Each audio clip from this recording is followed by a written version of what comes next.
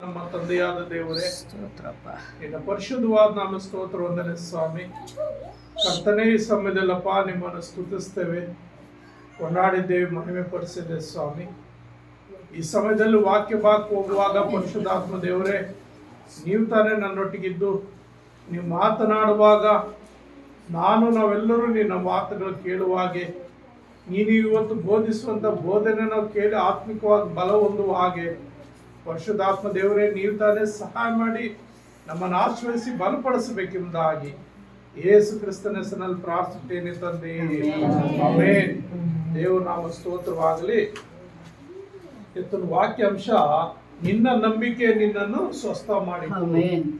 ನಿನ್ನ ನಂಬಿಕೆಯೇ ನಿನ್ನನ್ನು ಸ್ವಸ್ಥ ಮಾಡುತ್ತದೆ. ಅನೇಕ ಸಾರಿ ಅನೇಕರಿಗೆ ನಂಬಿಕೆ ಕಡಿಮೆ ಆಗ್ತದೆ.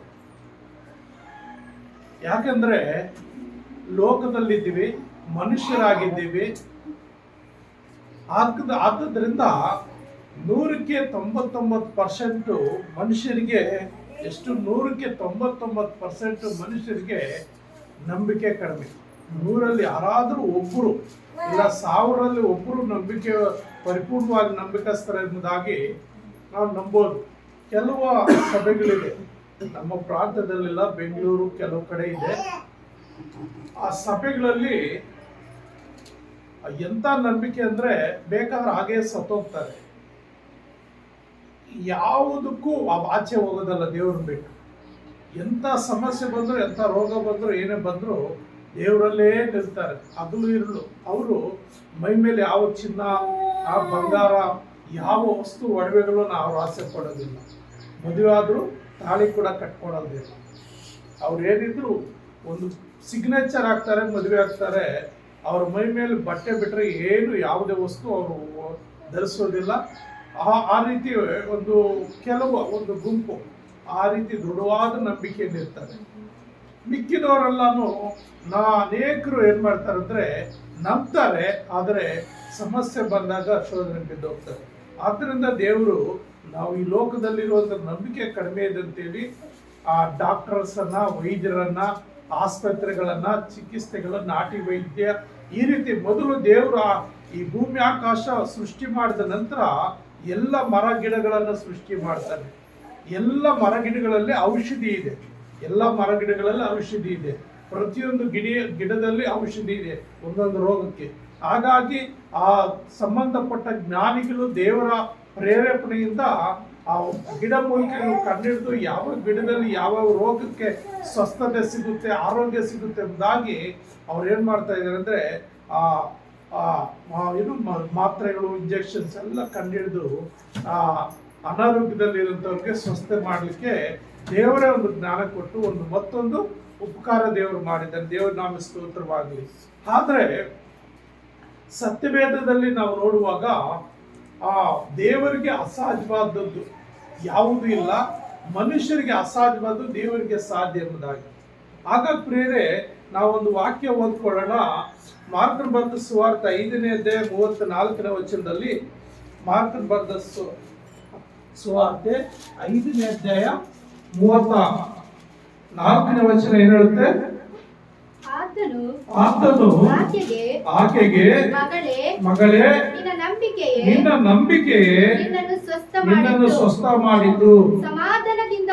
ಸಮಾಧಾನದಿಂದ ಹೋಗು. ನಿನ್ನನ್ನು ಕಾಡಿದ ರೋಗವು ಹೋಗಿ ನಿನಗೆ ಗುಣವಾಗಲಿ ಎಂದು ಹೇಳಿದನು. ಬೇರೆ ಇಲ್ಲಿ ಒಬ್ಬ ಹೆಣ್ಣು ಮಗಳು, ಒಂದು ರೀತಿಯ ರೋಗ ಏನಂದ್ರೆ, ಪ್ರತಿ ತಿಂಗಳು ಪ್ರತಿ ವಯಸ್ಸು ಬಂದಂತ ಹೆಣ್ಮಕ್ಳಿಗಾಗುವಂತ ಡೇಟ್, ಅದು ದೇವರಿಂದ ಬಂದಂತ ನಿಯಮ, ಅದು ಸೃಷ್ಟಿ. ಅದರಲ್ಲಿ ಯಾರು ಏನು ತಪ್ಪುಡ್ಕೋಂಗಿಲ್ಲ. ಹಾಗಾಗಿ ದೇವರು ಒಂದು ಸೃಷ್ಟಿ ಮಾಡಿದಂತ ನಿಯಮ, ಪ್ರತಿ ತಿಂಗಳು ಅವರು ಮೆನ್ಸಸ್ ಆಗೋದು ಸಹಜ. ಅದು ದೇವರ ಆ ಹೆಣ್ಮಕ್ಳು ಕೊಟ್ಟಿರೋದು ಒಂದು ಗಿಫ್ಟ್.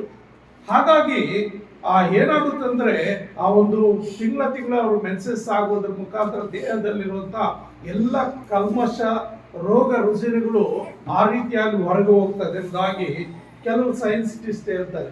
ಹಾಗಾಗಿ ಅದು ಸಹಜ. ಆದರೆ ಈ ಸತ್ಯವೇದದಲ್ಲಿ ಒಬ್ಬ ಹೆಣ್ಣು ಮಗಳಿದ್ದಾಳೆ, ಆಕೆಗೆ ಈ ತರ ಬ್ಲೀಡಿಂಗ್ ಆಗೋದು ಸ್ಟಾರ್ಟ್ ಆಗಿದೆ. ಸ್ಟಾರ್ಟ್ ಆಗಿ ಕೆಲವರಿಗೆ 3 ದಿವಸ 4 ದಿವಸ 5 ದಿವಸ ಇಲ್ಲ 1 ವಾರ ಹೋದ್ರೆ ಅವರು ತಡ್ಕೊಳ್ಳಲ್ಲ. ಅವರು ಆ ತಕ್ಷಣ ಹೋಗಿ ಆಸ್ಪತ್ರೆಯಲ್ಲಿ ತೋರಿಸ್ಕೊಳ್ತಾರೆ, ಆ ಟ್ರೀಟ್ಮೆಂಟ್ ತಗೋತಾರೆ. ಇನ್ನು ಕೆಲವರು ಹಾಗೆ ಕಂಟಿನ್ಯೂ ಆದ್ರೆ ಹೋಗಿ ಚೆಕಪ್ ಮಾಡಿಸ್ಕೊಳ್ಳುವಾಗ ಗರ್ಭದಲ್ಲಿ ಏನೋ ಪ್ರಾಬ್ಲಮ್ಸ್ ಇದೆ, ಗರ್ಭದಲ್ಲಿ ಏನೋ ಪ್ರಾಬ್ಲಮ್ಸ್ ಇದೆ ಅಂತ ಡಾಕ್ಟ್ರು ಎಷ್ಟು ಟ್ರೀಟ್ಮೆಂಟ್ ಮಾಡಬೇಕು ಅಷ್ಟು ಟ್ರೀಟ್ಮೆಂಟ್ ಮಾಡ್ತಾರೆ. ಅದು ಸಕ್ಸಸ್ ಆಗ್ಲಿಲ್ಲ ಅಂದ್ರೆ ಏನ್ ಮಾಡ್ತಾರೆ, ತಗೊಂಡು ಹೋಗಿ ಅವ್ರಿಗೆ ಹೇಳ್ತಾರೆ, ಅಮ್ಮ ಇದು ವಾಸಿ ಆಗೋದಿಲ್ಲ, ಇದಕ್ಕೆ ಆಪರೇಷನ್ ಮಾಡಬೇಕು, ಗರ್ಭಕೋಶ ತೆಗಿಬೇಕು, ಗರ್ಭಕೋಶ ತೆಗೆದ್ರೆ ಬ್ಲೀಡಿಂಗ್ ಆಗೋದೆಲ್ಲ ನಿಂತೋಗುತ್ತೆ ಅಂತ ಹೇಳ್ಬಿಡ್ತಾರೆ. ಗರ್ಭಕೋಶ ತೆಗೆದು ಬಿಡ್ತಾರೆ. ಅವರು ಆಪರೇಷನ್ ಸಕ್ಸಸ್ ಮಾಡಿ ಆರೋಗ್ಯವಾಗಿರುವಂತೆ ಮಾಡ್ತಾರೆ. ಆ ಕಾಲದಲ್ಲಿ ಈ ಯೇಸು ಸ್ವಾಮಿ ಕಾಲದಲ್ಲಿ ಅಂತ ಡಾಕ್ಟರ್ಸ್ ಯಾರು ಇರಲಿಲ್ಲ, ಅಂತ ಪರಿಣಿತಿ ಇರಲಿಲ್ಲ. ಆದ್ರೆ ನಾಟಿ ವೈದ್ಯ, ನಾಟಿ ಡಾಕ್ಟರ್ಸ್ ಇರ್ತಾ ಇದ್ರು. ಅವರು ಎಷ್ಟೋ ಸಾರಿ ಆಕೆ ಆ ಡಾಕ್ಟರ್ಸ್ ಹತ್ರ ಹೋಗಿದ್ದಾರೆ. ಹೋಗುವಾಗ ಎಲ್ಲಿ ತೋರಿಸಿದ್ರು ಕಡಿಮೆ ಆಗ್ತಾ ಇಲ್ಲ. ಹೀಗೆ ಆಕೆ ತೋರಿಸಿ ತೋರಿಸಿ ತೋರಿಸಿ ಎಷ್ಟು ವರ್ಷಗಳಂದ್ರೆ 12 ವರ್ಷ. ಒಬ್ಬ ಸ್ತ್ರೀಗೆ 12 ವರ್ಷ ಪ್ರತಿದಿನ ಆ ಬ್ಲೀಡಿಂಗ್ ಆದ್ರೆ ಆಕೆ ಸ್ಥಿತಿ ಹೆಂಗಿರ್ತದೆ ನೋಡ್ಕೊಳ್ಳಿ. 12 ವರ್ಷ ಆಕೆ ರಕ್ತ ಕುಸುಮ ರೋಗದಿಂದ ನರಳುತ್ತಾ ಇದ್ರು. ಯಾರು ಏನೇನು ಹೇಳ್ತಾರೋ ಅಲ್ಲೆಲ್ಲ ಹೋಗಿ ಆ ಡಾಕ್ಟರ್ಸ್ ತೋರಿಸ್ತಾ ಇದ್ರು, ಆ ವೈದ್ಯರ ಹತ್ರ ತೋರಿಸ್ತಾ ಇದ್ರು. ಅಲ್ಲಿ ಅನೇಕ ರೀತಿಯ ಚಿಕಿತ್ಸೆ ಆಕೆ ಪಡ್ಕೊಂತಾ ಇದ್ರು, ಅನೇಕ ವಿಧವಾದ ಚಿಕಿತ್ಸೆ ಪಡ್ಕೊಳ್ತಾ ಇದ್ರು. ಎಲ್ಲಿ ತೋರಿಸಿದ್ರು ಆಕೆಗೆ ಸ್ವಸ್ಥತೆ ಆಗ್ತಾ ಇರ್ಲಿಲ್ಲ, ಎಲ್ಲಿ ತೋರಿಸಿದ್ರು ಸ್ವಸ್ಥತೆ ಆಗ್ತಾ ಇಲ್ಲ. ನಾವು ನೋಡ್ತೀವಿ ಮಾರ್ಕನ ಬರೆದ ಸುವಾರ್ತೆಯಲ್ಲಿ 5ನೇ ಅಧ್ಯಾಯ 26ನೇ ವಚನದಲ್ಲಿ ನೋಡುವಾಗ, ಮಾರ್ಕನ ಬರೆದ ಸುವಾರ್ತೆ 5ನೇ ಅಧ್ಯಾಯ 26ನೇ ವಚನದಲ್ಲಿ ಏನ್ ಹೇಳುತ್ತಂದ್ರೆ, ಆಕೆಯು ಅನೇಕ ವೈದ್ಯರಿಂದ ಬಹು ಕಷ್ಟವನ್ನು ಅನುಭವಿಸಿ ಕೈಯಲ್ಲಿದ್ದನ್ನೆಲ್ಲ ಕಳಕೊಂಡ ರೋಗವು ಹೆಚ್ಚುತ್ತಾ ಬಂದದ್ದೇ ಹೊರತು ಮತ್ತೇನು ಪ್ರಯೋಜನವೂ ಹೊಂದಿರಲಿಲ್ಲ. ನೋಡ್ರಿ, ಆಕೆ ಕೈಯಲ್ಲಿ ಏನೇನು ಇದೆಯೋ ಹಣ, ಆಕೆ ಹಿಂದೆ ಮುಂದೆ ಯಾರಿಲ್ಲ, ಒಬ್ಬಂಟಿಗಳಾಗಿದ್ದಾಳೆ. ಸಾಲದಿದ್ದಕ್ಕೆ 12 ವರ್ಷ ಆ ರಕ್ತ ಕುಸುಮ ರೋಗದಿಂದ ಪ್ರತಿದಿನ ಬ್ಲೀಡಿಂಗ್ ಆಗ್ತಾ ಇದೆ. ಬಟ್ಟೆಗಳು ಚೇಂಜ್ ಮಾಡ್ತಾ ಇದ್ದಾಳೆ. ಏನ್ ಮಾಡ್ದು, ಈಗ ಇದ್ದಂಗೆ ಆ ಫ್ಯಾಡ್ಗಳು ಅದು ಇದು ಏನು ಇರ್ಲಿಲ್ಲ ಆ ಕಾಲದಲ್ಲಿ.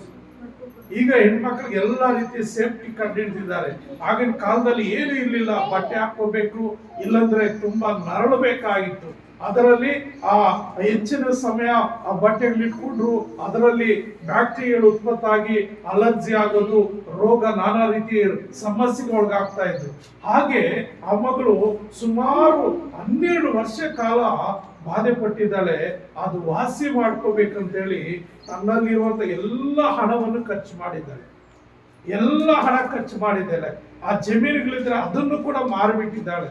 ಎಲ್ಲಿ ತೋರಿಸಿದ್ರು ಏನು ಮಾಡಿದ್ರು ಕೊನೆಗೆ ದುಡ್ಡು ಕಳ್ಕೊಂಡೆ ಹೊರತು ತನ್ನಲ್ಲಿರುವಂತ ಎಲ್ಲ ಕಳ್ಕೊಂಡೆ ಹೊರತು ರೋಗ ಮಾತ್ರ ವಾಸಿ ಆಗ್ಲಿಲ್ಲ ಅಂತ ಬೈಬಲ್ ಸ್ಪಷ್ಟವಾಗಿ ಹೇಳ್ತಾ ಇದೆ.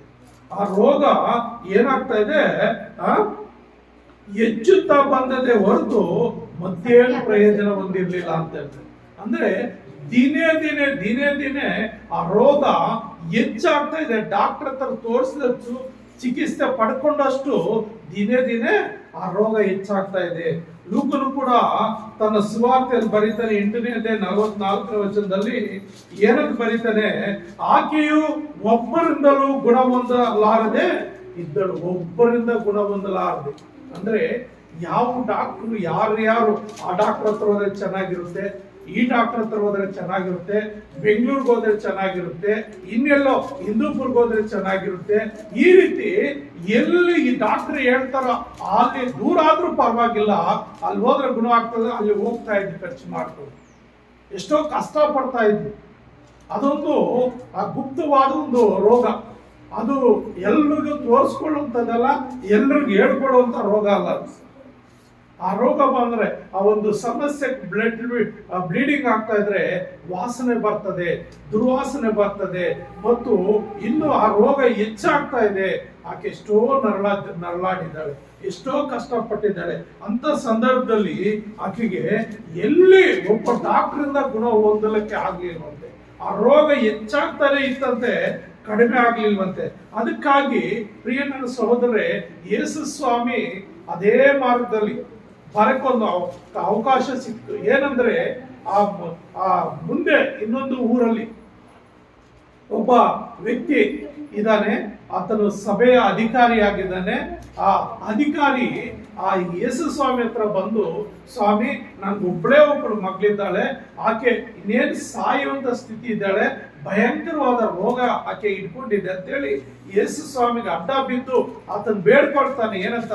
ಬಂದು ನನ್ನ ಮಗಳಿಗೆ ವಾಸಿ ಮಾಡು ಅಂತೇಳಿ. ಸರಿ, ನಾನು ಬರ್ತೀನಿ ಅಂತೇಳಿ ಆತನು ಜನ ತುಂಬಾ ಇದ್ದಾರೆ. ಆತನ ಸುತ್ತಲೂ, ಯೇಸು ಸ್ವಾಮಿ ಸುತ್ತಲೂ ಜನ ಆತನ ಮುಂಚೆ ಹೆಜ್ಜೆ ಇಡಕ್ ಕೂಡ ಆಗದಂತ ಸ್ಥಿತಿಯಲ್ಲಿ ಜನ ಇದ್ದಾರೆ. ಆದ್ರೂ ನಾನು ನಿನ್ ಜೊತೆಯಲ್ಲಿ ಬರ್ತೀನಿ ಅಂತೇಳಿ ಆ ಜನರು ನೂಕಿಕೊಂಡು ದಾರಿ ಮಾಡಿಕೊಂಡು ಆತನ ಮುಂದೆ ಪ್ರಯಾಣ ಮಾಡ್ತಾ ಇದ್ದಾನೆ. ಆ ಪ್ರಯಾಣ ಮಾಡುವಂತ ಸಂದರ್ಭದಲ್ಲಿ ಅದೇ ಮಾರ್ಗದಲ್ಲಿ ಆ ಯೇಸು ಸ್ವಾಮಿ ಬರ್ತಾ ಇದ್ದಾನೆ ಅಂತೇಳಿ ಆಕೆ ತಿಳ್ಕೊಂಡು ಅಲ್ಲಿ ಏನಾಗ್ತಾ ಇದೆ ಅಂದ್ರೆ ಮುಂದೆ ಬರೋದಕ್ಕೆ ಅವಕಾಶ ಇಲ್ಲ. ಕಾರಣ ಏನಂದ್ರೆ ನಾವು ನೋಡ್ತೀವಿ ಅಲ್ಲಿ ವಾಕ್ಯ ಏನಂತಾರೆ, 5ನೇ ಅಧ್ಯಾಯ 27-28ನೇ ವಚನದಲ್ಲಿ, ಆ ಹೆಂಗಸು ಯೇಸುವಿನ ಸಮಾಚಾರವನ್ನು ಕೇಳಿ, ನಾನು ಆತನ ಉಡುಪನ್ನು ಮುಟ್ಟಿದರೆ ಸಾಕು, ನೆಟ್ಟಗಾಗ್ಬೇನು.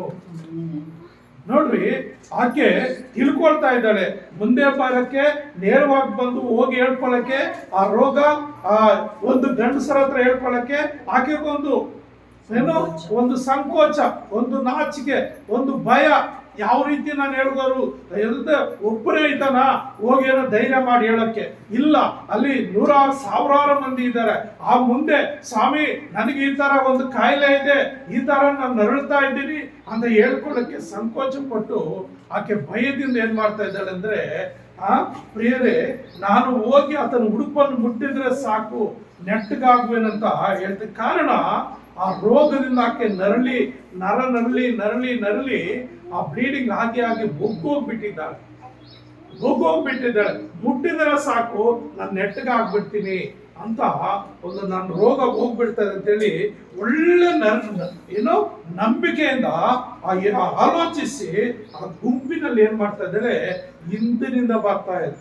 ಯೇಸು ಸ್ವಾಮಿ, ಆ ಶಿಷ್ಯರು ಮತ್ತು ಅನೇಕ ಜನರು 1000 ಗಟ್ಟಲೆ ಮುಂದೆ ಪ್ರಯಾಣ ಮಾಡ್ತಾ ಇದ್ದಾರೆ.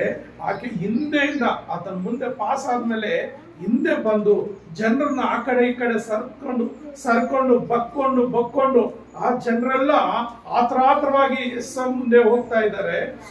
ಹೀಗೆ ಹಿಂದೆ ಸರ್ಕೊಂಡು ಬಗ್ಗಿಕೊಂಡು ಹಾಗೆ ಇವ್ರು ಆ ಕಡೆ ಈ ಕಡೆ ತಳ್ಳಿ ಏನಾಗ್ತಾ ಇದೆ, ಆ ಯೇಸು ಸ್ವಾಮಿ ಹತ್ರ ಹೋಗ್ತಾ ಇದೆ. ಕಾರಣ 12 ವರ್ಷದಿಂದ ಏನಾಗ್ತಾ ಇದೆ, ಆ ರಕ್ತ ಸೋರಿಕೆ ಇಂದ ಸಣ್ಣಗಾಗ್ಬಿಟ್ಟಿದ್ದಾಳೆ. ನೋಡಲು ಅಂದ ಇಲ್ಲ, ಚಂದ ಇಲ್ಲ, ವಿಕಾರವಾಗಿದ್ದಾಳೆ. ಒಳ್ಳೆ ಬಟ್ಟೆ ಹಾಕೊಳ್ಳೋಕು ಆ ಸಮಯ ಇಲ್ಲ. ಕಾರಣ ಆಕೆಯಲ್ಲಿ ಬ್ಲೀಡಿಂಗ್ ಆಗ್ತಾ ಇದೆ, ಆ ಸೋರಿಕೆ ಆಗ್ತಾ ಇದೆ. ಅಂತ ಸಂದರ್ಭದಲ್ಲಿ ಮೊದಲನೇದಾಗಿ ನೋಡುವಾಗ ರಕ್ತ ಸೋರಿಕೆ ಮತ್ತು ನೋಡ್ಲಿಕ್ಕೆ ಅಂದ ಇಲ್ಲ, ಆಕೆಯಲ್ಲಿ ದುರ್ವಾಸನೆ ಮತ್ತು ಬಟ್ಟೆಗಳು ಕೊಳುಕು. ಹಾಗಾಗಿ ಅದಕ್ಕೆ ಮುಂದಕ್ಕೆ ಹೋಗಕ್ಕೆ ಆಗ್ತಲ್ಲ. ಆದರೂ ಏನ್ ಮಾಡ್ತಾರೆ, ಹಿಂದಿನಿಂದ ಬಂದು ಹೇಗೋ ಬಂದು ಆತನ ಬಟ್ಟೆ ಅಂಚನ್ನು ಮುಟ್ಟುತ್ತಾಳೆ. ಆ ಬಟ್ಟೆ ಅಂಚನ್ನು ಮುಟ್ಟಿದ ತಕ್ಷಣ ಏನಾಗುತ್ತಂದ್ರೆ ಆತನಿಂದ ಶಕ್ತಿ ಬಂದು ಆಕೆಗೆ ಗುಣವಾಗ್ಬಿಡುತ್ತೆ. ತಕ್ಷಣ 12 ವರ್ಷದಿಂದ ಆ ಬಾಧೆ ಪಟ್ಟಂತ ಹೆಂಗಸು ಆತನ ಬಟ್ಟೆ ಸುಮ್ಮನೆ ಈ ತರ ಹಂಚು ಮುಟ್ಕೊಂಡಿದ ತಕ್ಷಣ ಏನಾಗ್ತಾ ಇದೆ, ತಕ್ಷಣ ನಿಂತೋಯ್ತು. ಅದು ಆಕೆಗೆ ಗೊತ್ತಾಯ್ತು, ನನಗೆ ಈಗ ನಾವು ನೆಗಡಿ ಬಂದ್ರೆ ಏನೋ ಒಂದು ಮೆಡಿಸಿನ್ ಏನೋ ತಗೊಂಡ್ರೆ ಅದು ನಿಂತು ಹೋಗೋದು ನಮ್ಗೆ ಗೊತ್ತಾಗುತ್ತೆ. ಒಂದು ಜ್ವರ ಬಂದ್ರೆ ಕಡಿಮೆ ಆಗೋದು ನಮ್ಗೆ ಗೊತ್ತಾಗುತ್ತೆ. ತಲೆನೋವು ಕಡಿಮೆ ಆದ್ರೆ ತಲೆ ನೋಯ್ತಾ ಇದ್ದು ಒಂದು ಟ್ಯಾಬ್ಲೆಟ್ ಏನಾದ್ರು ಹಾಕೊಂಡ್ರೆ ಅದು ಕಡಿಮೆ ಆದ್ರೆ ನಮ್ಗೆ ಗೊತ್ತಾಗುತ್ತೆ. ಹಾಗೆ ಆಕೆ ಬ್ಲೀಡಿಂಗ್ ಹೋಗೋದು ಆ ತಕ್ಷಣ ನಿಂತೋಯ್ತು. ಆ ತಕ್ಷಣ ಆಕೆ ತಿಳ್ಕೊಳ್ತಾಳೆ. ಆ ತಿಳ್ಕೊಂಡು ಏನ್ ಮಾಡ್ತಾಳೆ, ಪ್ರಿಯರೇ ನನಗೆ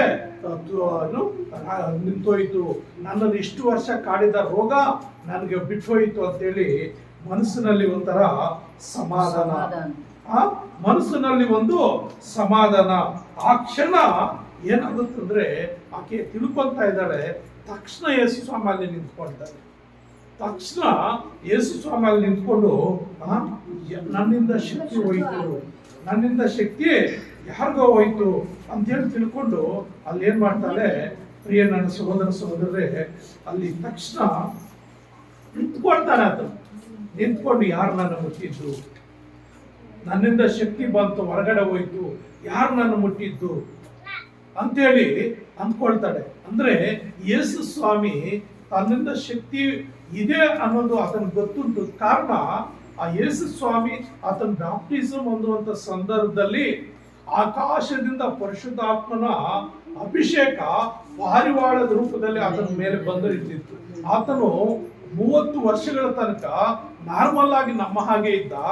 ಆಮೇಲೆ ಆತನ ಬ್ಯಾಪ್ಟಿಸಮ್ ಯಾವಾಗ ತಗೊಂಡು, ದೀಕ್ಷಾಸ್ಥಾನ ಯಾವಾಗ ತಗೊಂಡು, ದೇವರ ಅಭಿಷೇಕ ಆತನ ಮೇಲೆ ಬೀಳ್ದು ಬಂತು. ಆತನು ಯೇಸು ಸ್ವಾಮಿ ಬಗ್ಗೆ ಮಾತನಾಡುವ ತಂದೆಯ ದೇವರು ನಾವು ನೋಡ್ತೀವಿ. ಈತ ನನಗೆ ಪ್ರಿಯನಾದ ಮಗನು, ಈತನ ಮಾತನ್ನ ಕೇಳ್ರಿ ಅಂತೇಳಿ. ಯಾಕಂದ್ರೆ ಅವತ್ತಿನ ಆತನು ಪವಿತ್ರಾತ್ಮನ ಅಭಿಷೇಕದಿಂದ ತುಂಬಿ ಜೀವಿಸ್ತಾ ಇದ್ದ. ಪ್ರಿಯ ನನ್ನ ಸಹೋದರರೇ, ಆ ಶಕ್ತಿ ಎಲ್ಲರಿಗೂ ಸಿಗೋದಿಲ್ಲ. ಎಲ್ಲ ಸೇವಕರಲ್ಲಿ ಆ ಪವಿತ್ರಾತ್ಮನ ಅಭಿಷೇಕ ಆಗಾಗ ಪ್ರವೇಶ ಆಗ್ತಾ ಇರ್ತದೆ ಹೊರತು ಸಂಪೂರ್ಣವಾಗಿ ಯಾರಲ್ಲಿ ಪವಿತ್ರಾತ್ಮನ ಇರಲಿಕ್ಕೆ ಸಾಧ್ಯ ಇಲ್ಲ. ಇದ್ರೆ ಅವ್ರಿಗೆ ಯಾವ ಆಸೆ ಇರೋದಿಲ್ಲ. ಪರಿಶುದ್ಧಾತ್ಮನು ಯಾರಲ್ಲಿ ಇರ್ತಾರೋ ಅಲ್ಲಿ ಅವ್ರಿಗೆ ಲೋಕದ ಆಸೆ ಎಷ್ಟು ಮಾತ್ರ ಇರೋದಿಲ್ಲ. ಪವಿತ್ರಾತ್ಮ ಅಭಿಷೇಕ ಅಂದ್ರೆ ಹೇಗಿರುತ್ತಂದ್ರೆ, ನಾನು ಅನುಭವಿಸಿದ್ದೇನೆ. ಒಂದ್ಸಾರಿ ಯೇಸನ್ನ ನಮ್ಮ ಗೋರಿಬಿಂದ ಪ್ರಾರ್ಥನೆ ಬಂದಾಗ ಆತನ ಹೋಗಿ ಆತನ ಪ್ರೇಯರ್ ಮೂಲಕ ಆತನ ಹಸ್ತ ಇಡುವಾಗ ನನ್ನ ಮೈಯೆಲ್ಲ ಒಂಥರ ರೋಮಾಂಚನಗೊಂಡು. ಅಷ್ಟೇ ಅಲ್ಲದೆ ಮೈಕಲ್ ವಿಜಯ್ ಕುಮಾರ್ ಅಂತ ಒಬ್ರು ಬಂದಿದ್ರು ನಾಗಸಂದ್ರಕ್ಕೆ. ಅವರು ಹತ್ರ ಹೋಗ್ತಿದ್ದಂಗೆ ಒಂಥರ ಬೆಂಕಿ ಶಾಖ ಇದ್ದಂಗೆ ಆ ಬಿಸಿ ಆ ಒಂದು ಅಭಿಷೇಕ ಆಗಿರುತ್ತೆ. ಅನುಭವ ನಾನು ಕೂಡ ಮೊದಲನೇ ಸಾರಿ ಉಪವಾಸ ಮಾಡುವಾಗ, 3 ದಿವಸಗಳ ಕಾಲ ಉಪವಾಸ ಮಾಡುವಾಗ ಅಲ್ಲಿ ತನಕ ನಾನು ಕುಣಿತಾ ಇದ್ದೆ, ವ್ಯಭಿಚಾರ ಮಾಡ್ತಾ ಇದ್ದೆ, ಪಾಪ ಮಾಡ್ತಾ ಇದ್ದೆ, ಮೋಸ ಮಾಡ್ತಾ ಇದ್ದೆ, ರೌಡಿಸಮ್ ಮಾಡ್ತಾ ಇದ್ದೆ, ದೊಡ್ಡ ಪಾಪಿಯಾಗಿದ್ದೆ. ಯಾವಾಗ ಯೇಸು ಸ್ವಾಮಿ ಹತ್ರ ಹೋಗಿ ನಾನು 3 ದಿವಸಗಳ ಕಾಲ ಕುತ್ಕೊಂಡು ನನ್ನ ಪಾಪಗಳನ್ನು ಒಪ್ಪಿಕೊಂಡನೋ, ನಾನು ದೇವರ ಹತ್ರ ಕ್ಷಮೆ ಕೇಳಿದನೋ, ಆಗ ಆ ಒಂದು ದಿನ ಒಬ್ಬ ದೇವರ ಸೇವಕರು ಬಂದಿದ್ರು. ಅವರು ಪ್ರಾರ್ಥನೆ ಮಾಡ್ತಾ ಇದ್ರೆ ಆ 3 ದಿವಸಗಳ ಕಾಲದಲ್ಲಿ ನಾನು ನೀರು ಸಹ ಕುಡಿದಿಲ್ಲ. ನೀರು ಸಹ ಕುಡಿದೆ ನಾನು ದೇವರ ಒಂದು ಅಭಿಷೇಕ ಹೊಂದ್ಕೋಬೇಕು, ದೇವರಿಂದ ನನ್ನ ಪಾಪಕ್ಕೆ ಬಿಡುಗಡೆ ಆಗ್ಬೇಕು, ನನ್ನ ಶಾಪಕ್ಕೆ ಬಿಡುಗಡೆ ಆಗ್ಬೇಕು ಅಂತ ಹೇಳಿ ದೇವರ ಸನ್ನಿಧಿಯಲ್ಲಿ 3 ದಿವಸಗಳ ಕಾಲ ಕುತ್ಕೊಂಡಿರುವಾಗ 3ನೇ ದಿವಸ ಸಂಜೆ 4 ಗಂಟೆಯಲ್ಲಿ ಒಂದು ಕುಟುಂಬದಲ್ಲಿ ಪ್ರಾರ್ಥನೆ ನಡೀತಾ ಇದೆ. ಆ ದೇವರ ಸೇವಕರು ಹೇಳ್ತಾ ಇದ್ದಾರೆ, ದೇವರ ಆತ್ಮನ ಅಭಿಷೇಕ ಇಳಿದು ಬರುತ್ತೆ, ದೇವರ ಆತ್ಮನ ಅಭಿಷೇಕ ಇಳಿದು ಬರುತ್ತೆ, ದೇವರ ಸ್ತೋತ್ರ ಮಾಡ್ರಿ, ದೇವರ ಸ್ತುತಿಸ್ರಿ, ದೇವರ ಕೊಂಡಾಡ್ರಿ ಅಂತ ಅವ್ರು ಹೇಳುವಾಗ, ಪ್ರಿಯರೇ, ನಾನು ಆ ದೇವರ ಸ್ತುತಿಸುವಾಗ ಮೇಲಿನಿಂದ ಒಂದು ಬೆಚ್ಚನೆಯಾದೊಂದು ಗಾಳಿ, ಬೆಚ್ಚನೆಯ ಒಂದು ಅನುಭವ ನನ್ನಲ್ಲಿ ಬಂದು ತಣ್ಣಗೆ ಹೊರಗಡೆ ಹೋಯ್ದಂಗಾಯ್ತು. ಅದು ದೇವರ ಅಭಿಷೇಕ. ಆ ದೇವರ ಅಭಿಷೇಕ ಯಾವತ್ತು ನನ್ನ ಮೇಲೆ ಇಳಿದು ಬಂದು ಅವತ್ತಿಗೆ ನನ್ನ ಕುಡುಕತನ, ಅವತ್ತಿಗೆ ನನ್ನಲ್ಲಿರುವಂತ ಪಾಪದ ಕಾರ್ಯ, ಅನೇಕ ಕಾರ್ಯಗಳು ಬಿಟ್ಟು ಹೋಯ್ತು. ಅನೇಕ ಕಾರ್ಯಗಳು ನನ್ನಿಂದ ಬಿಟ್ಟು ಹೋಯ್ತು. ಅವತ್ತಿನಿಂದ ಅನೇಕ ಸಾರಿ ಒಂದು ಪವಿತ್ರಾತ್ಮನ ಅಭಿಷೇಕ ನನ್ನ ಮೇಲೆ ತುಂಬಿ ಬರ್ತಾ ಇತ್ತು. ಒಂದೊಂದು ಸಾರಿ ಪ್ರಸಂಗ ಮಾಡುವಾಗ ಹೇಗಿರುತ್ತಂದ್ರೆ, ಪ್ರಿಯ ನನ್ನ ಸಹೋದರರೇ, ಕಾಲುಗಳ ಕೆಳಗೆ ಬೆಚ್ಚಗೆ ಇರುತ್ತೆ. ಬೆಚ್ಚಗೆ ಅಂದ್ರೆ ಪವಿತ್ರಾತ್ಮನ ಅಭಿಷೇಕ.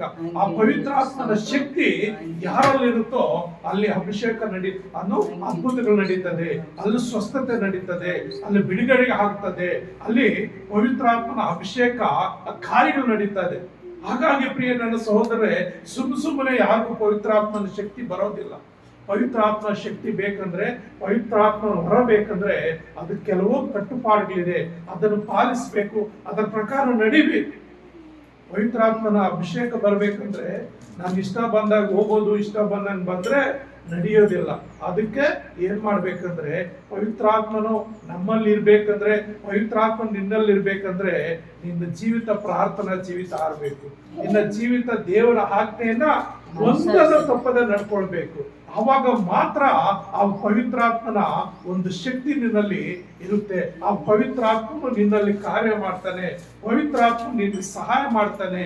ಪವಿತ್ರ ಯೇಸು ಕ್ರಿಸ್ತರು ಹೇಳ್ತಾನೆ, ನಾನು ಹೋಗ್ತೀನಿ, ಒಬ್ಬ ಸಹಾಯಕ ನಿನ್ ಕಳಿಸ್ಕೊಡ್ತೀನಿ.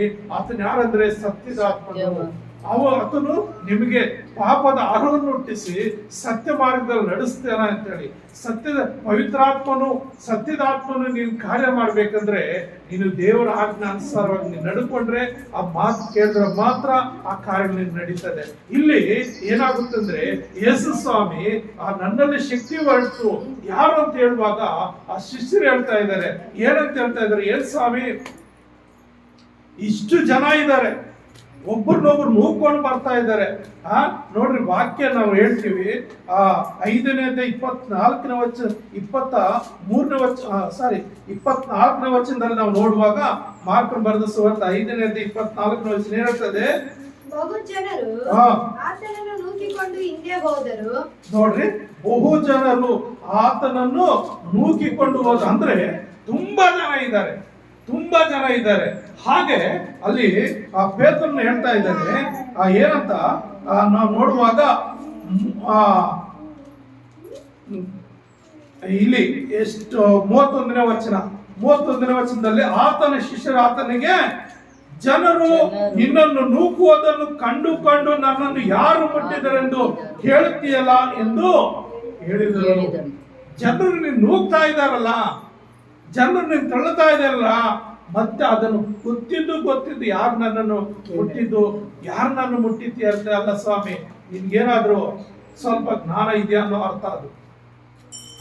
ಇಷ್ಟು ಜನರು ನಿನ್ನ ತಳ್ಕೊಂಡು ಹೋಗ್ತಾ ಇದ್ದಾರಲ್ಲ, ನಿನ್ಗೇನಾದ್ರು ಸ್ವಲ್ಪ ಜ್ಞಾನ ಇದೆಯಾ, ಸ್ವಲ್ಪ ತಿಳುವಳಿಕೆ ಇದೆಯಾ ಅನ್ನೋ ಅರ್ಥದಲ್ಲಿ ಅವ್ರು ಕೇಳ್ತಾ ಇದ್ದಾರೆ. ಇನ್ನೊಂದು ಕಡೆ ನಾವು ನೋಡುವಾಗ ಅಲ್ಲಿ ಏನ್ ಹೇಳ್ತದಂದ್ರೆ, ಲೂಕನ ಬರೆದ ಸುವಾರ್ತೆ 8ನೇ ಅಧ್ಯಾಯ 45ನೇ ವಚನದಲ್ಲಿ ಕೂಡ ಏನ್ ಹೇಳ್ತಾರೆ, ಪೇತ್ರನು, ಗುರುವೇ ಎಷ್ಟೋ ಜನರು ನಿನ್ನನ್ನು ಒತ್ತೊತ್ತಿ ಮೈ ಮೇಲೆ ಬೀಳುತ್ತಿದ್ದಾರಲ್ಲ ಅಂದನು. ಅಂದ್ರೆ ನಿನ್ನ ಮೇಲೆ ಒತ್ತೊತ್ತಿ ಅಂದ್ರೆ ಮೇಲೆ ಬೀಳ್ತಾ ಇದ್ದಾರಲ್ಲ, ಇಷ್ಟು ಜನರಿದ್ದಾಗ ನೀನು ಯಾರು ನನ್ನ ಮುಟ್ಟಿದ ಅಂತ ಕೇಳ್ತೀಯಾ, ಎಷ್ಟು ಮಾತ್ರ ನಿನ್ಗೆ ತಿಳುವಳಿಕೆ ಇದೆ ಅನ್ನೋ ಅರ್ಥದಲ್ಲಿ ಆ ಶಿಷ್ಯನು ಕೇಳ್ತಾ ಇದ್ದಾನೆ. ಆದ್ರೆ ಯೇಸು ಸ್ವಾಮಿ ಇಲ್ಲ, ಎಷ್ಟು ಜನ ನೂಕಿದ್ರು, ಎಷ್ಟು ಜನ ನನ್ನ ಒತ್ತೊತ್ತು ಬಂದರು, ಎಷ್ಟು ಜನ ನನ್ನ ಮೇಲೆ ಬಿದ್ರು, ಆ ಶಕ್ತಿ ನನ್ನಿಂದ ಹೊರಗಡೆ ಹೋಗ್ಲಿಲ್ಲ. ಯಾರೋ ಪ್ರತ್ಯೇಕವಾಗಿ ನನ್ನನ್ನು ಮುಟ್ಟಿದ್ರು, ಪ್ರತ್ಯೇಕವಾಗಿ ಮುಟ್ಟಿದ್ರಿಂದ ಆ ಶಕ್ತಿ ನನ್ನಿಂದ ಆಚೆ ಹೋಗ್ತಾ ಇದೆ ಅಂತ ಹೇಳುವಾಗ ಆಕೆಗೆ ತಿಳ್ಕೊಳ್ತಾಳೆ, ಇನ್ನೇನು ಮಾಡಕ್ಕಾಗಲ್ಲ, ಅಲ್ಲೇ ಇದ್ದಾಳೆ, ಜನರ ಮಧ್ಯದಲ್ಲೇ ಇದ್ದಾಳೆ, ಬಗ್ಗಿಕೊಂಡಿದ್ದಾಳೆ. ಆವಾಗ ಅಲ್ಲಿ ಏನಾಗುತ್ತೆ ಅಂತ ತಿಳ್ಕೊಂಡು ಆಕೆ ಎದ್ದು ನಿಂತ್ಕೊಂಡು ಪ್ರಿಯರೇ, ಅಲ್ಲಿ ನಾವು ನೋಡ್ತೇವೆ 32ನೇ ವಚನದಲ್ಲಿ, ಮಾರ್ಕನ ಬರೆದ ಸುವಾರ್ತೆ 5ನೇ ಅಧ್ಯಾಯ 32ನೇ ವಚನದಲ್ಲಿ, ಆದರೆ ಈ ಕೆಲಸ ಮಾಡಿದವಳನ್ನು ಕಾಣಬೇಕೆಂದು ಸುತ್ತಲೂ ನೋಡ್ತಾ ಇಲ್ಲ. ಯಾರು? ಯೇಸು ಸ್ವಾಮಿ ಸುತ್ತಲೂ ನೋಡ್ತಾ ಇದ್ದಾನೆ. ಆ ಹೆಂಗಸು ತನಗಾದನ್ನು ತಿಳ್ಕೊಂಡು ಹಂಚಿ ನಡುಗುತ್ತಾ ಬಂದು ಆತನಿಗೆ ಅಡ್ಡ ಬಿದ್ದು ಇದ್ದ ಸಂಗತಿಯನ್ನೆಲ್ಲ ಹೇಳಿದಳು. Hallelujah, hallelujah. ಏನು ಸಂಗತಿ? ತನ್ನ ಚರಿತ್ರೆ ಹೇಳ್ತಾ ಇದ್ದಾಳೆ ಹಂಚಿ. ಯಾಕಂದ್ರೆ ಆಕೆ ಬೇಡಿಕೆ ಹೋಗ್ತಾ ಇದೆ ಮತ್ತು ಅನಾರೋಗ್ಯದಲ್ಲಿ ಇದ್ದಾಳೆ, ಸೊರಗೋಗಿದ್ದಾಳೆ, ನೋಡಕ್ ವಿಕಾರವಾಗಿದ್ದಾಳೆ, ಯಾರು ಆಕೆ ಸೇರೋ ಮಟ್ಟದಲ್ಲಿ ಇಲ್ಲ. ಆ ವಾಸನೆ, ದುರ್ವಾಸನೆ, ಅಂತ ಸಂದರ್ಭದಲ್ಲಿ ಕೂಡ ಆಕೆ ಹಂಚಿ ನಡುಗುತ್ತಾ ಆತನ ಬಂದು ಅಡ್ಡ ಬಿದ್ದಿದ್ದಾಳೆ. ತನ್ನ ಪಾದಕ್ಕೆ ಅಡ್ಡ ಬಿದ್ದು ಇದ್ದ ಸಂಗತಿ ಏನಂದ್ರೆ, ನೋಡಿ ಸ್ವಾಮಿ, ಈ ತರ 12 ವರ್ಷಗಳ ಹಿಂದೆ ನನಗೆ ಒಂದು ರಕ್ತ ಕುಸುಮ ರೋಗ ಸ್ಟಾರ್ಟ್ ಆಯ್ತು, ಬ್ಲೀಡಿಂಗ್ ಹೋಗೋದು ಸ್ಟಾರ್ಟ್ ಆಯಿತು. 12 ವರ್ಷ ಆ ರೋಗದಿಂದ ನಾನು ನರಳಿದ್ದೀನಿ, ಎಷ್ಟೋ ವೈದ್ಯರನ್ನು ಕಂಡಿದ್ದೀನಿ, ಎಷ್ಟೋ ಹಣ ಖರ್ಚು ಮಾಡಿದ್ದೀನಿ, ಇದ್ದದ್ದೆಲ್ಲ ಕಳ್ಕೊಂಡಿದ್ದೀನಿ. ಆದರೆ ಆ ರೋಗ ಹೆಚ್ಚಾಯ್ತೆ ಹೊರತು ಕಡಿಮೆ ಆಗಲಿಲ್ಲ. ನಾನು ಹೀನ ಸ್ಥಿತಿಗೆ ಹೋಗ್ಬಿಟ್ಟಿದ್ದೀನಿ. ಜನರ ಮಧ್ಯದಲ್ಲಿ ಓಡಾಡಕ್ಕಾಗ್ಲಿಲ್ಲ. ಯಾಕೆಂದ್ರೆ ನನ್ನಲ್ಲಿ ವಾಸನೆ, ಜನರೆಲ್ಲ ಅವಹೇಳನ ಮಾಡ್ತಾರೆ, ತಿರಸ್ಕಾರ ಮಾಡ್ತಾರೆ, ದೂಷಿಸ್ತಾರೆ, ಬೈತಾರೆ, ಹತ್ರ ಬರಬೇಡ, ನಿನ್ಗೇನ್ ಕೆಲಸ ಇಲ್ವಾ ಅಂತಾರೆ. ಆದ್ರಿಂದ ಸ್ವಾಮಿ ಸ್ವರ್ಗ ಹೋಗಿದ್ದೇನೆ ಸ್ವಾಮಿ, ಆದ್ರೆ ಏನೋ ಧೈರ್ಯ ಮಾಡಿ ನಿನ್ನ ಬಟ್ಟೆ ಅಂಚು ಮುಟ್ಟಿದರೆ ಸಾಕು ಅಂತೇಳಿ ಬಂದು ನಿನ್ನ ಬಟ್ಟೆ ಅಂಚು ಮುಟ್ಟಿದೆ ಸ್ವಾಮಿ. ಮುಟ್ಟಿದ ತಕ್ಷಣ ನನಗೆ ರಕ್ತ ಹರಿಯೋದು ನಿಂತೋಯ್ತು, ನನ್ನ ಬ್ಲೀಡಿಂಗ್ ನಿಂತೋಯ್ತು ಸ್ವಾಮಿ ಅಂತ ಧೈರ್ಯವಾಗಿ ಆಕೆ ಹೇಳ್ತಾ ಇದ್ದಾಳೆ. ಧೈರ್ಯವಾಗಿ ಯೇಸು ಸ್ವಾಮಿ ಹತ್ರ ಹೇಳುವಾಗ ಯೇಸು ಸ್ವಾಮಿ ಏನ್ ಹೇಳ್ತಾ ಇದ್ದಾರೆ ಅಂದ್ರೆ, ನನ್ನ ಸಹೋದರಿ ಏನು ಆತನು ಆಕೆಗೆ 34ನೇ ವಚನ ನೋಡುವಾಗ ಆತನು ಆಕೆಗೆ, ಮಗಳೇ ನಿನ್ನ ನಂಬಿಕೆ ನಿನ್ನ ಸ್ವಸ್ಥ ಮಾಡಿತು. ನನ್ನ ಸಹೋದರರೇ, ಸಮಾಧಾನದಿಂದ ಹೋಗು, ನಿನ್ನನ್ನು ಕಾಡಿದ ರೋಗವು ಹೋಗಿ ನಿನಗೆ ಗುಣವಾಗಲಿ ಎಂದು ಹೇಳಿದ. ಹಲ್ಲೆಲೂಯಾ. ನಂಬಿಕೆಯನ್ನು ದೊಡ್ಡದು. ಪ್ರಿಯ ನನ್ನ ಸಹೋದರರೇ, ನಂಬಿಕೆ ಅಂದಿದ್ರೆ ಏನು ಮಾಡ್ಲಿಕ್ಕೆ ಸಾಧ್ಯ ಇಲ್ಲ. ನನ್ನ ಜೀವಿತದಲ್ಲಿ ಗೌರಿಬಿದನೂರು ಪ್ರಾಂತ್ಯಕ್ಕೆ ಬರಕ್ ಮೊದಲು ನಾನು ಒಬ್ಬ ಹುಡುಗನಾಗಿದ್ದೆ, ದೊಡ್ಡ ಪಾಪಿಯಾಗಿದ್ದೆ, 24 ಕುಡಿಯುವಂತವನಾಗಿದ್ದೆ. ಆದ್ರೆ ನಾನು ಹೇಳ್ದಲ್ಲ, ದೇವರ ಹತ್ರ ಹೋಗಿ ಒಪ್ಕೊಳ್ಳುವಾಗ, ಒಪ್ಕೊಂಡಾಗ ದೇವರು ನನ್ನೆಲ್ಲ ಪಾಪವನ್ನು ಕ್ಷಮಿಸಿ ಆ ಕುಡುಕ್ತನದಿಂದ ಹೊರತಂದ. ಆದರೆ ಆ ಕುಡುಕ್ತನದಿಂದ ಹೊರತಂದ ಮೇಲೆ ನಾನು ಕುಡಿಯೋದನ್ನ ಬಿಟ್ಟೆ, ಕೆಲ್ಸಕ್ಕೆ ಹೋಗ್ತಾ ಇದ್ದೀನಿ. ಹೊಟ್ಟೆ ನೋವು ಸ್ಟಾರ್ಟ್ ಆಯ್ತು. ಹೊಟ್ಟೆ ನೋವು ಸ್ಟಾರ್ಟ್ ಆಯ್ತು ಅಂತೇಳಿ ಹಾಸ್ಪಿಟ್ಲ್ಗೆ ಹೋಗಿ ಚೆಕ್ ಮಾಡಿಸಿದ್ರೆ, ಸ್ಕ್ಯಾನಿಂಗ್ ಮಾಡ್ತಾರೆ, ನಿನ್ ಚಿಕ್ಕ ಕರಳು ದೊಡ್ಡ ಕರಳು ಎರಡು ಏನಾಗಿದೆ, ಚಿಕ್ಕ ಕರಳು ದೊಡ್ಡ ಕರಳು ಎರಡು ತೂತುಗಳಾಗಿದೆ, ಉಂಟಾಗ್ಲಾಗಿದೆ. ಅದನ್ನ 2 ಇಂಚ್ ಕಟ್ ಮಾಡಬೇಕು. ಕಟ್ ಮಾಡಿ ಪ್ಲಾಸ್ಟಿಕ್ ಪೈಪ್ ಹಾಕ್ಬೇಕು. ಇಲ್ಲಾಂದ್ರೆ ಅದು ಹಾಗೆ ಜಾಸ್ತಿ ಆಗ್ಬಿಟ್ರೆ ಮತ್ತೆ ಇನ್ನು ಸಾವು ಕೂಡ ಆಗ್ಬೋದು, ಹೇಳಕ್ಕಾಗಲ್ಲ. ಎಲ್ಲ ಕುಡಿದು ಕುಡಿದು ಕುಡಿದು ಈ ತರ ತೂತುಗಳು ಹೋಗ್ಬಿಟ್ಟಿದೆ ನಿನ್ಗೂ ಕರಳೆಲ್ಲ ಅಂತ ಹೇಳುವಾಗ, ನನಗೆ ಆ ಕಾಲದಲ್ಲಿ ಎಷ್ಟಾಗುತ್ತೆ ಅಂತ ಹೇಳುವಾಗ 10,000 ಹೇಳಿದ್ರು. ಎಷ್ಟು? 25 ವರ್ಷ ಹಿಂದೆ ಗೌರ್ಮೆಂಟ್ ಡಾಕ್ಟರ್ 10,000 ಅಂತ ಹೇಳಿದ್ರು.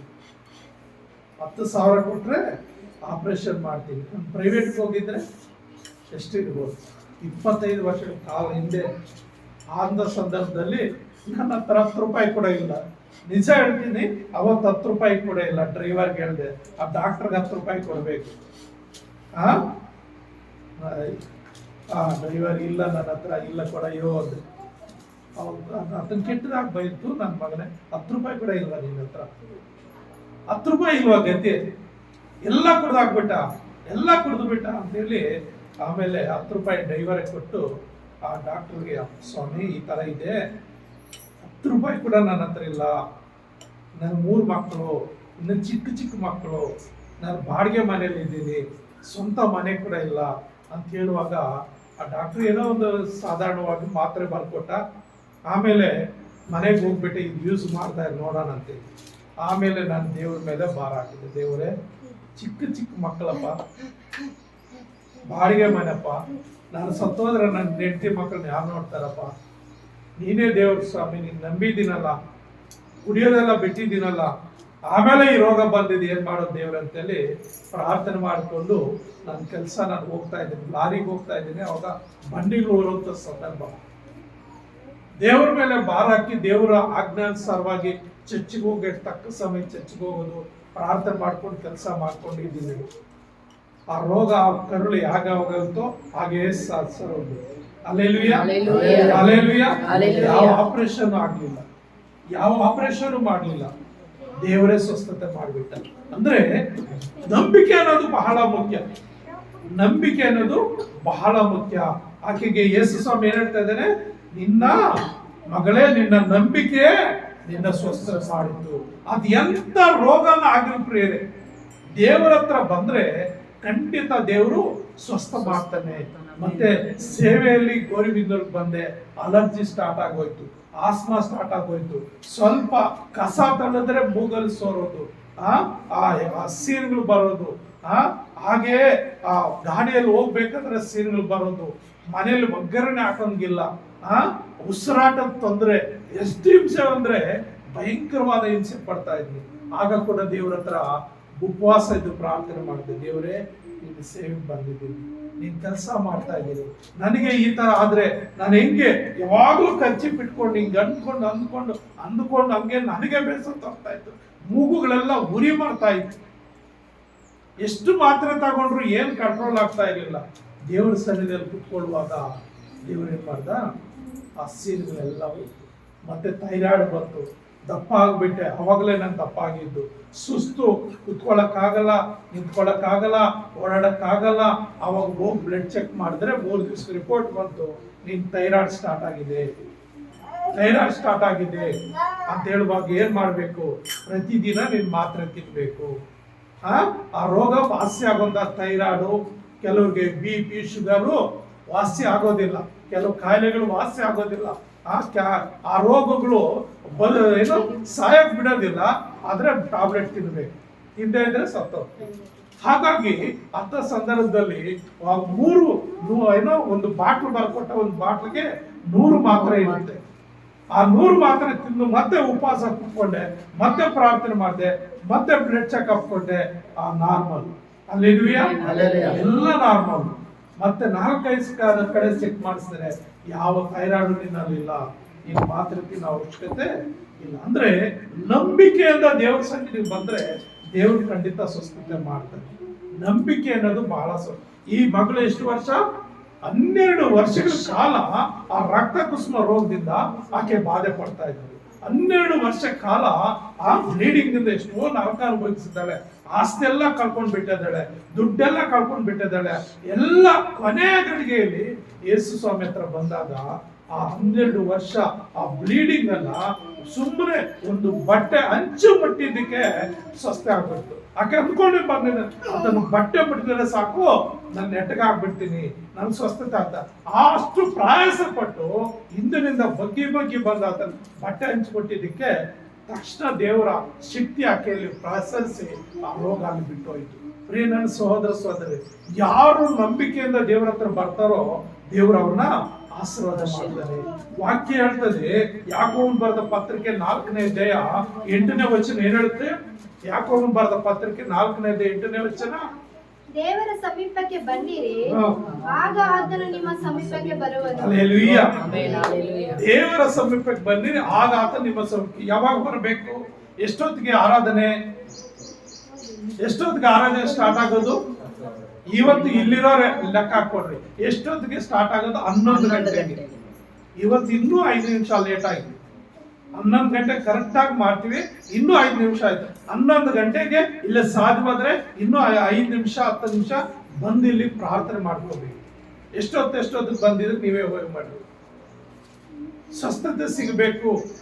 ದೇವರ ಆಜ್ಞೆ ಮೊದಲನೇದಾಗಿ ದೇವರಿಗೆ ಪ್ರಾಧಾನ್ಯತೆ ಕೊಡ್ರಿ. ಮೊದಲನೇ ಆಜ್ಞೆ ದೇವರ ಪ್ರಾಧಾನ್ಯತೆ ಕೊಡ್ರಿ. ಪೂರ್ಣ ಹೃದಯದಿಂದ, ಪೂರ್ಣ ಬುದ್ಧಿಯಿಂದ, ಪೂರ್ಣ ಪ್ರಾಣದಿಂದ, ಪೂರ್ಣ ಶಕ್ತಿಯಿಂದ ನಿನ್ನ ದೇವರಿಗೆ ಆರಾಧನೆ ಮಾಡಿ. ಎಷ್ಟು ಜನ ಬಂದಿದ್ದೀರಿ? ಊಹೆ ಮಾಡಿ. ಸಮಯಕ್ಕೆ ಸರಿಯಾಗಿ, ಈಗ ರೈಲ್ಗೆ ಹೋಗ್ಬೇಕಂದ್ರೆ ಅದು 2 ನಿಮಿಷ ಸ್ಟೇಷನ್ ಅಲ್ಲಿ ನಿಲ್ಲೋದು. ಆ 2 ನಿಮಿಷ ಮೊದಲೇ ಬಂದು ಟಿಕೆಟ್ ತಗೊಂಡಿರ್ತೀವಿ. ಅಂದ್ರೆ ಎಲ್ಲೋ ಪ್ರಯಾಣ ಹೋಗ್ಬೇಕಂದ್ರೆ, ಎಲ್ಲೋ ಏನೋ ಕಾರ್ಯಕ್ಕೆ ಹೋಗ್ಬೇಕಂದ್ರೆ ಏನ್ ಮಾಡ್ತಾರೆ? ಸಮಯಕ್ಕೆ ಇನ್ನೂ ಮುಂದಾಗಿ ಹೋಗಿ ಕುತ್ಕೊಂಡಿರ್ತಾರೆ. ಒಂದು ಮದುವೆ ಕಾರ್ಯ ಹೋಗ್ಬೇಕಂದ್ರೆ, ಇನ್ನೊಂದು ಕಡೆ ಹೋಗ್ಬೇಕಂದ್ರೆ ಎಲ್ಲಕ್ ಮೊದಲು ಸಿದ್ಧವಾಗಿ ಹೋಗಿರ್ತಾರೆ. ದೇವರ ಸರಿ ಲೇಟ್ ಆಗೋದ್ರು ನಡೀತಾ ಇದೆ. ಲೇಟ್ ಆಗೋದ್ರು ಏನು ಫಾಸ್ಟ್ ಏನು ಒಂದು ಮಾತಂತಾರೆ, ಸುಮ್ಮನೆ ಆಗಿ ಹೋಗ್ತಾರೆ. ನನ್ನನ್ನು ನೋಡಿ ಯಾರು ಬರ್ಬೇಡ್ರಿ, ನನ್ನನ್ನು ನೋಡಿ ಯಾರು ಸಭೆಗೆ ಬರ್ಬೇಡ್ರಿ, ದೇವ್ರು ನೋಡಿ ಸಭೆಗೆ ಬರ್ರಿ, ದೇವ್ರ ಮುಖ ನೋಡಿ ಬನ್ರಿ. ನಾನು ಆತನ ಇಟ್ಟಿರುವಂತ ಹಾಡು ಅಷ್ಟೇ. ಯಾವ ರೀತಿ ಹಾಳು? ನಿಮ್ಮನ್ನ ದೇವರ ಮಾರ್ಗದಲ್ಲಿ ನಡೆಸುವುದಕ್ಕಾಗಿ ಆತನ ಏನ್ ಹೇಳ್ತಾನೋ ಅದನ್ನ ನಾನು ನಿಮ್ಗೆ ಹೇಳುವುದಕ್ಕಾಗಿ ನಿಂತಿರುವಂತ ಒಬ್ಬ ಕೂಲಿ ಹಾಡಷ್ಟೇ, ಒಬ್ಬ ಬಾಡಿಗಾರ್ಡ್, ನಿಮ್ಮನ್ನ ಕಾಯುವಂತ ಒಬ್ಬ ಬಾಡಿಗಾರ್ಡ್ ಅಷ್ಟೇ. ನನ್ನ ಕೆಲಸಗಾರ. ನೀವು ಆತನ ಮಕ್ಕಳು. ನನಗಿಂತ ಹೆಚ್ಚಾದ ಹಕ್ಕು ನಿಮಗೆ ದೇವರಲ್ಲಿದೆ. ನನಗಿಂತ ಹೆಚ್ಚಾದ ಹಕ್ಕು ನೀವು ಆತನ ಮಕ್ಕಳು ಎಂಬತ್ತು 2ನೇ ಕೀರ್ತನೆಯಲ್ಲಿ ನಾವು ನೋಡುತ್ತೇವೆ. 82ನೇ ಕೀರ್ತನೆಯಲ್ಲಿ 2ನೇ ವಚನ 6ನೇ ವಚನದಲ್ಲಿ ಏನ್ ಹೇಳ್ತದೆ?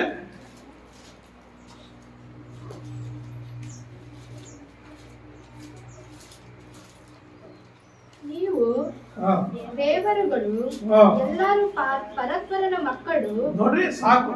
ಪರಾತ್ಪರನಂದ್ರೆ ಭೂಮಿ ಆಕಾಶಗಳನ್ನು ಸೃಷ್ಟಿ ಮಾಡಿದಂತ ದೇವರ ಮಕ್ಕಳು ನೀವು. ನಾವು ಬಾಡಿ ಗಾರ್ಡ್ಸ್, ಆತನ ಕೆಲಸಗಾರರು, ಯೇಸು ಕ್ರಿಸ್ತನ ಕೆಲಸಗಾರರು. ನಿಮ್ಮನ್ನು ಕಾಯುವಂತ ಕೆಲಸ, ನಿಮಗೆ ಆತನ ಏನ್ ಹೇಳ್ತಾನೋ ಅದನ್ನು ಬೋಧಿಸುವಂತ ಕೆಲಸ. ಹಾಗಾಗಿ ನಮಗಿಂತ ಹೆಚ್ಚಾದ ಸ್ವಾತಂತ್ರ್ಯ ಹಕ್ಕು ನಿಮ್ಗಿದೆ. ಹಾಗಾಗಿ ನೀವು ಆತನಿಗೆ ಮೊದಲನೇ ಸ್ಥಾನ ಕೊಡಬೇಕು. ಮೊದಲನೇ ಸ್ಥಾನ ಕೊಡುವಾಗ ಆತನ ಏನ್ ಮಾಡ್ತಾನೆ? ನಿಮಗೂ ಅಷ್ಟೇ ಪ್ರೀತಿಯಿಂದ ಆತನು ನಿಮ್ಮನ್ನ ಆಶೀರ್ವಾದ ಮಾಡ್ತಾನೆ. ನನ್ನ ಕೆಲಸ ನಾನು ಮಾಡುವಾಗ ನಿಮ್ಮ ಕೆಲಸ ನೀವು ಮಾಡಬೇಕು. ನೀವು ಯಾವಾಗ ಆತನ ಮಾತುಗಳಿಗೆ ಅನುಸಾರವಾಗಿ ನೀವು ನಡೀತೀರೋ ಖಂಡಿತ ಆವಾಗ ನಿಮ್ಮಲ್ಲಿ ಪರಿಪೂರ್ಣವಾದ ನಂಬಿಕೆ ಇರುತ್ತೆ, ಪರಿಪೂರ್ಣವಾದ ಒಂದು ಸ್ಥಿರತೆ ಇರುತ್ತೆ. ಆವಾಗ ದೇವರು ನೋಡಿ, ನಿಮ್ಮ ನಂಬಿಕೆಯನ್ನು ನೋಡಿ ನಿಮಗೆ ಎಂತ ಅದ್ಭುತ ಬೇಕಾದ್ರೂ ಆತ ಮಾಡಲಿಕ್ಕೆ ಶಕ್ತರು. ಪ್ರಿಯ ನನ್ನ ಸಹೋದರರೇ, ಹಾಗಾಗಿ ಆಕೆ ನಂಬಿಕೆ ನೋಡಿ, ಮಗಳೇ ನಿನ್ನ ನಂಬಿಕೆ ನಿನಗೆ ಸ್ವಸ್ಥತೆ ಮಾಡಿದ್ರು, ನಿನ್ನನ್ನ ಕಾಡಿದ ರೋಗ ಹೋಗಿ ನಿನಗೆ ಗುಣವಾಗಲಿ, ಸಮಾಧಾನದಿಂದ ಹೋಗುವಂತೇಳಿ ಸಮಾಧಾನ ಪಡಿಸ. ಹಾಗಾಗಿ ದೇವರ ಸಮೀಪಕ್ಕೆ ಬನ್ನಿರಿ, ಆತ ನಿಮ್ಮನ್ನು ಬಿಡಿಸುವನು. ದೇವರ ಸಮೀಪಕ್ಕೆ ಬನ್ನಿರಿ, ಆತ ನಿಮ್ಮ ಸಮೀಪಕ್ಕೆ ಬರುವನು. ಕೀರ್ತನೆಗಳೆಲ್ಲ 50ನೇ ಅಧ್ಯಾಯ 15ನೇ ವಚನದಲ್ಲಿ ಹೇಳುತ್ತೆ, ಕಷ್ಟ ಕಾಲದಲ್ಲಿ ಮರಗಿಡಿರಿ, ಬಿಡಿಸುವೆನು. ಏನು?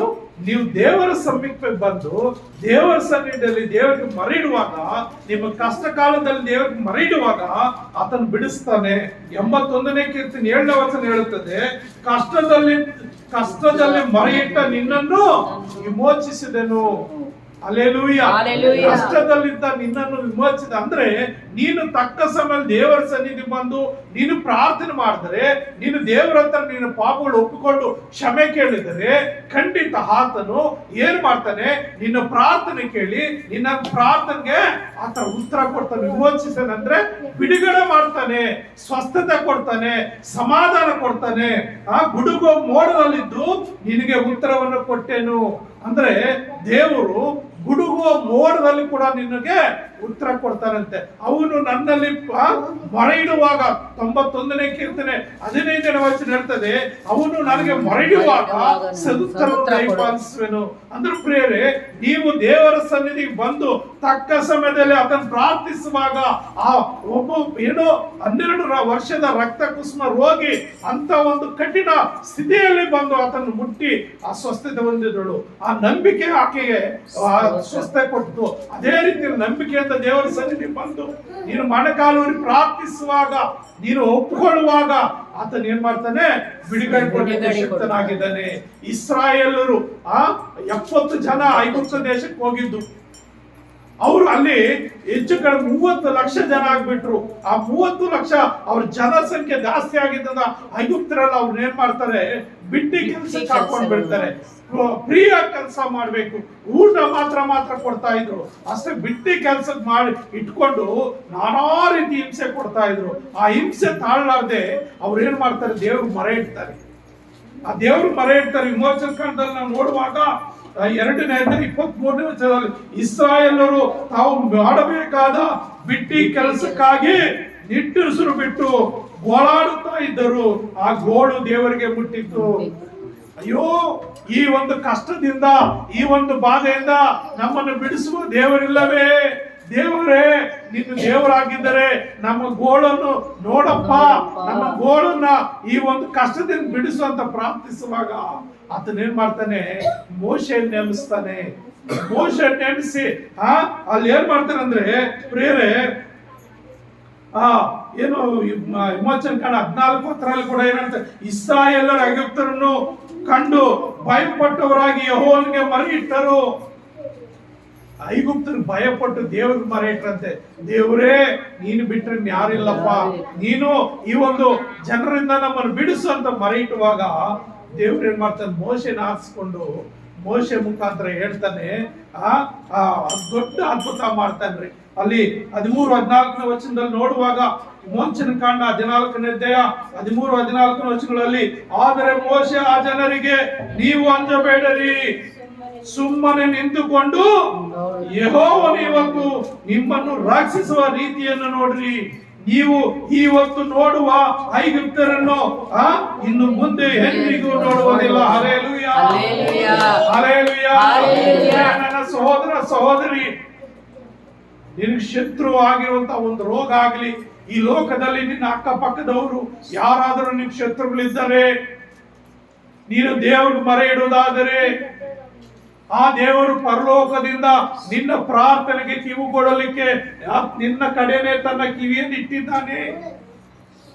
ನೀನು ಯಥಾರ್ಥವಾಗಿ ಆತನ ಪ್ರಾರ್ಥಿಸುವುದಾದ್ರೆ, ಎಂತ ಶತ್ರು ಆಗಿದ್ರು, ಎಂತ ರೋಗವಾಗಿದ್ರು, ಎಂತ ಸಮಸ್ಯೆ ಆಗಿದ್ರು, ಆತನು ಬಿಡಿಸಲಿಕ್ಕೆ ಆತನು ಎಲ್ ಶಡಾಯ್ ದೇವರು, ಸರ್ವಶಕ್ತನಾದ ದೇವರು.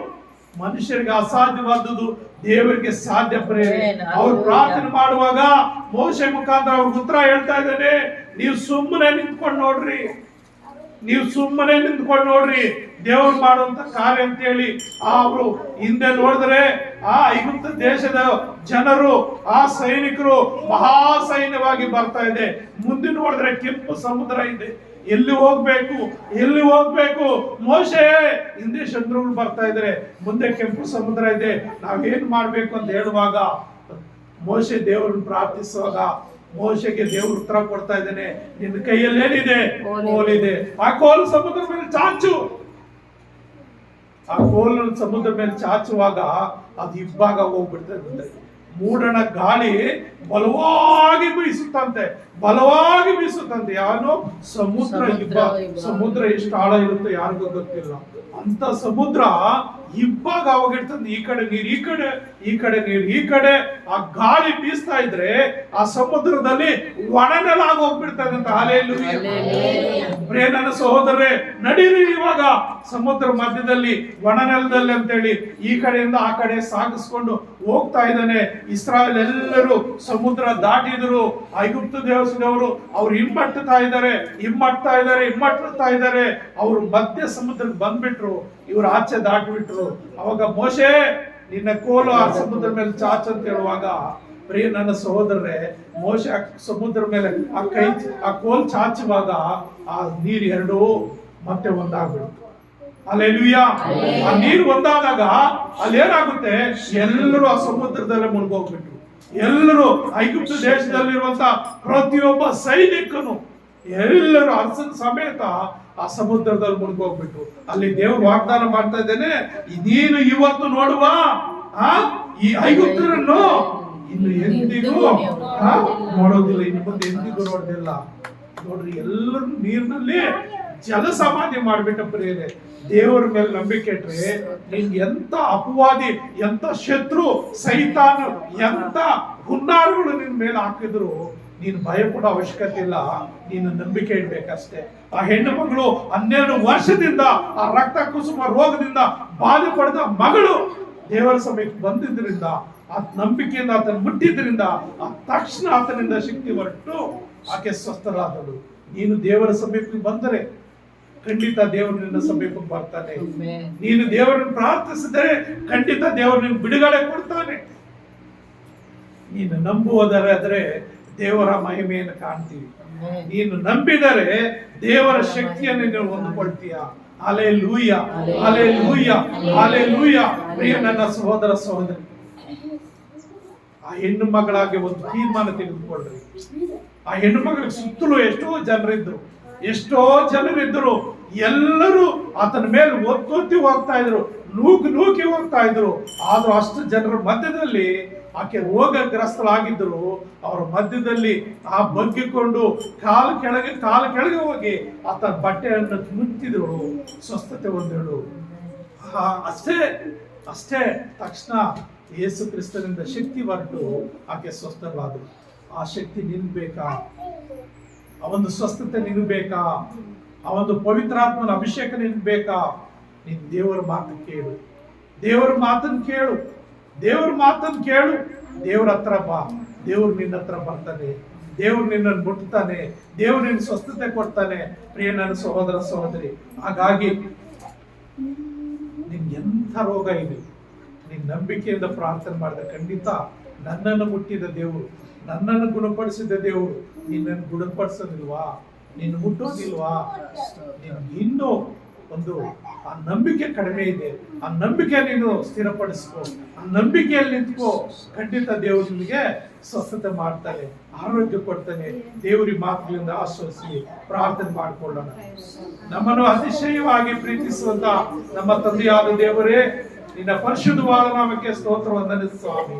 ನನ್ನ యేసయ్య, ನನ್ನ ತಂದೆಯೇ, ನನ್ನ ಅರಸನೇ, ಅಪ್ಪ ಆ ಹೆಣ್ಣು ಮಗಳು 12 ವರ್ಷದಿಂದ ಕಷ್ಟಪಟ್ಟಂತ ಮಗಳು ಪ್ರಯಾಸ ಪಟ್ಟು ನಿನ್ನ ಹತ್ತಿರ ಬಂದು ನಿನ್ನ ಬಟ್ಟೆ ಹಂಚನ್ನು ಮುಟ್ಟಿದ ತಕ್ಷಣ ಅಪ್ಪ ಸ್ವಸ್ಥತೆ ಹೊಂದಿದಳು ಸ್ವಾಮಿ, ಗುಣ ಹೊಂದಿದಳು ಸ್ವಾಮಿ, ಬಿಡುಗಡೆ ಹೊಂದಿದಳು ಸ್ವಾಮಿ.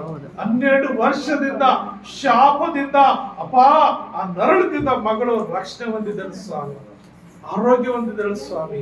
ಅದೇ ರೀತಿಯಲ್ಲಿ ಸ್ವಾಮಿ ಐಗುಪ್ತರು ಸ್ವಾಮಿ యేసయ్య ನಿನಗೆ ಮರಳುವಾಗ, ನಿನ್ನ ಹತ್ರ ಗೋಳಾಡುವಾಗ ಅವ್ರ ಪ್ರಾರ್ಥನೆ ಕೇಳಿ ಅಪ್ಪ ಅವರು ಶತ್ರುಗಳನ್ನ ಮತ್ತೆ ನೋಡದ ರೀತಿಯಲ್ಲಿ ಎಲ್ಲರೂ ಸಮುದ್ರದಲ್ಲಿ ಮುಳುಗಿಸಿದ ದೇವರೇ, ನಿನ್ನ ಮಕ್ಕಳನ್ನು ರಕ್ಷಿಸಿದ ದೇವರೇ, ಅಪ್ಪ ಈ ಸಭೆಯಾಗಿ ಸೇರಿ ಬಂದಂತ ಅಪ್ಪ ಈ ಮಾತುಗಳನ್ನು ಕೇಳುವಂತ, ಈ ವಾಕ್ಯವನ್ನು ಕೇಳುವಂತ ಪ್ರಿಯ ಮಗನನ್ನು ನೀನು ಮುಟ್ಟು ಸ್ವಾಮಿ, ನೀನು ಮುಟ್ಟು ಸ್ವಾಮಿ.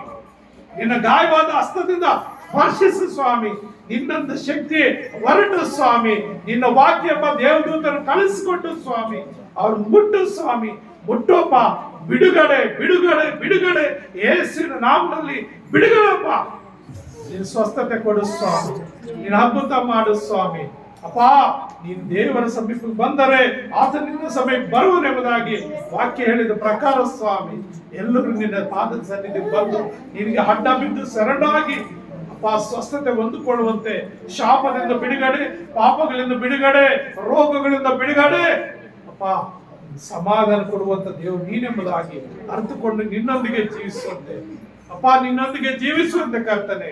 ಪ್ರತಿಯೊಬ್ಬ ಹೃದಯಗಳಲ್ಲಿ ನೀನು ಕಾರ್ಯ ಮಾಡಿ, ಪ್ರತಿಯೊಬ್ಬರ ಪಾಪದ ಹೃದಯಗಳನ್ನು ತೆಗೆದು ಸ್ವಾಮಿ ಪರಿಶುದ್ಧ ಹೃದಯಗಳನ್ನು ಕೊಟ್ಟು ಸ್ವಾಮಿ, ಪರಿಶುದ್ಧ ಆತ್ಮನಿಂದ ಅಪ್ಪ ಅವರು ತಂಗುವ ಹಾಗೆ ಸ್ವಾಮಿ, ಪರಿಶುದ್ಧ ಆತ್ಮನು ಅವರಲ್ಲಿ ನಿವಸಿಸುವ ಹಾಗೆ ದೇವರೇ ನೀನು ತಾನೇ ಸಹಾಯ ಮಾಡಿ ಆಶೀರ್ವದಿಸಬೇಕೆಂದು ಯೇಸು ಕ್ರಿಸ್ತನ ಹೆಸರಿನಲ್ಲಿ ಪ್ರಾರ್ಥಿಸುತ್ತೇನೆ ತಂದೆ. ಆಮೆನ್. ಆಮೆನ್. ಆಮೆನ್.